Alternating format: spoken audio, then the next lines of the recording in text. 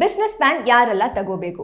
ನೀವು partnership firm, LLP, private limited company, public limited company, 1% company, trust, society, association, NGOs run ಮಾಡ್ತಿದ್ರೆ ನೀವು ಖಂಡಿತ business plan ತಗೊಳ್ಳೇಬೇಕು. But remember, proprietorship ಫರ್ಮ್ಗೆ separate PAN ಸಿಗಲ್ಲ. ಆ ಕೇಸಲ್ಲಿ ಪ್ರೊಪ್ರೇಟರ್ ಅವರ ಪರ್ಸನಲ್ ಪ್ಯಾನ್ ಅನ್ನ ಯೂಸ್ ಮಾಡ್ಕೋಬೇಕು. ಯಾಕೆ ಬಿಸ್ನೆಸ್ ಪ್ಲಾನ್ ಪ್ರತಿ ಬಿಸ್ನೆಸ್ಗೆ ತುಂಬಾ ಇಂಪಾರ್ಟೆಂಟ್ ಅಂತ ನೋಡೋಣ. Number 1, filing business income tax returns. Business income report ಮಾಡೋಕ್ಕೆ ಬಿಸ್ನೆಸ್ ಪ್ಲಾನ್ ಕಂಪಲ್ಸರಿ. ಇಲ್ಲ ಅಂದರೆ ಟ್ಯಾಕ್ಸ್ ಫೈಲ್ ಮಾಡೋಕ್ಕಾಗಲ್ಲ, ಪೆನಾಲ್ಟೀಸ್ ಬರ್ಬೋದು. Number 2, opening a current bank account. ಬ್ಯಾಂಕ್ಸಲ್ಲಿ ಕರೆಂಟ್ ಅಕೌಂಟ್ ಓಪನ್ ಮಾಡೋಕ್ಕೆ ಬಿಸ್ನೆಸ್ ಪ್ಲಾನ್ ಬೇಕು. ನಿಮ್ಮ ಪರ್ಸನಲ್ ಮತ್ತು ಬಿಸ್ನೆಸ್ ಟ್ರಾನ್ಸಾಕ್ಷನ್ ಸೆಪರೇಟ್ ಆಗಿ ರೆಕಾರ್ಡ್ ಮಾಡೋಕ್ಕೆ ಇದು ತುಂಬ ಈಸಿ ಆಗುತ್ತೆ.